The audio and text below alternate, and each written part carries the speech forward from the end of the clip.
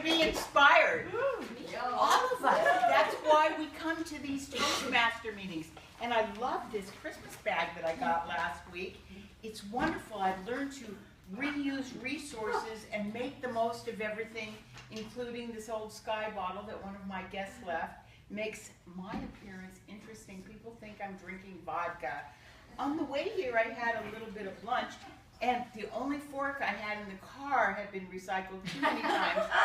But I instantly discovered a way to chew my food longer and eat less at once. I'm instantly losing weight right now as we speak. My favorite resource of all time was always my childhood fairy tale book, because I could pretend that there were fairies everywhere I went. And it has been a lifelong inspiration for me, because I still think that there are fairies out there and mermaids, and I still have this book. Isn't it wonderful? Sometimes I forget that I'm a fairy, but I had a really bad day once, and one of my friends bumped into me at the mall in Maui, and she grabbed me by the hand. She knew just what to do. Took me into the Disney store and got me this Tinkerbell mug, and she said, "Don't ever forget who you are." So sometimes when things are challenging, I have to remind myself, yes, I do have the power of fairies. I do have magic. And even if one of my favorite cups breaks, that's okay.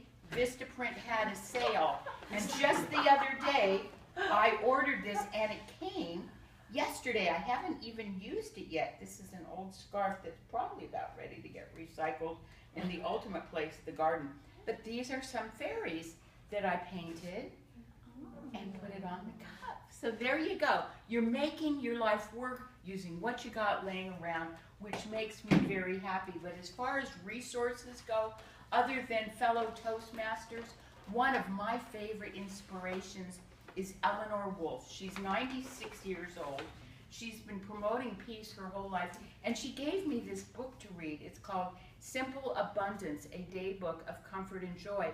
And it really is comfortable and full of joy. It teaches you about simplifying your life, slowing down, and focusing on your authentic presence, especially during the holiday season. And she reminds us that our greatest wealth is our health. So this is one of my favorite books. Thank you, Eleanor. I like that a lot. My other favorite book is the book of Feng Shui.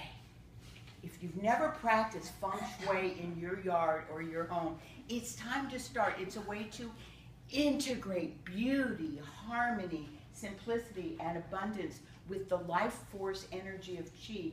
And guess what? One of the greatest powers of Feng Shui is Feng Shui.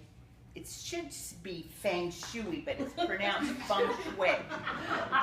Is integrating the yin and the yang, because most of us are more one than the other, but nobody is all of one or the other. But if you have a neighbor like I do that has a really loud rooster, and she lives in a tent and she screams all the time because she's a little bit crazy, and then she starts putting up all these, what is it, the kapu signs.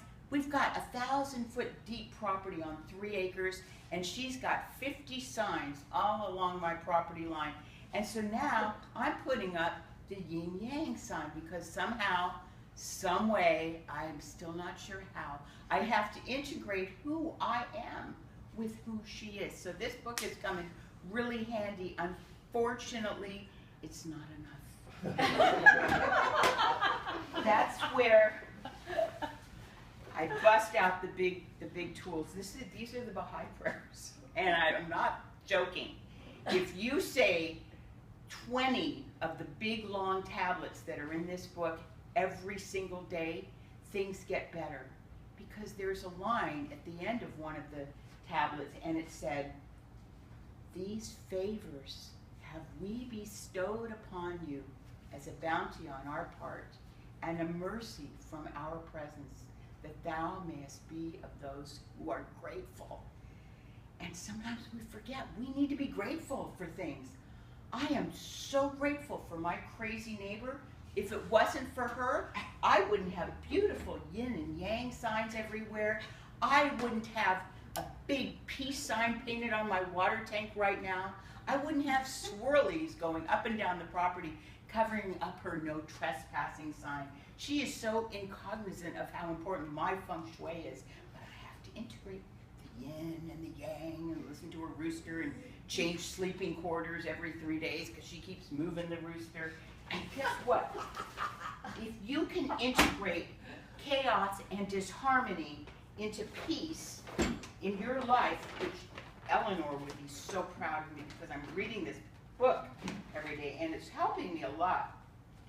So what I decided to do, and I can't wait to show this to her, and I hope you're as excited about this as I am, but I decided to make a coloring book about peace. And I integrated some of my pictures of my angels and my fairies on there. And then I even bought the domain name, World's Best Peace Coloring Book, with 5 decades of illustrations by me. And so it's got pictures of peace, of mermaids that you can color. And it would be so much fun. Be the peace, you can be the peace. Peace, color the angels. Peace, things from the 60s. More pictures from the 60s because I still have them. I kept them all. More pictures from the 60s and the 70s. And I've dedicated this book to Eleanor, who's inspired me with her lifetime of passion for promoting world peace. So I join all of you in embracing those challenges, because through challenges we grow, we get stronger, and we can do anything.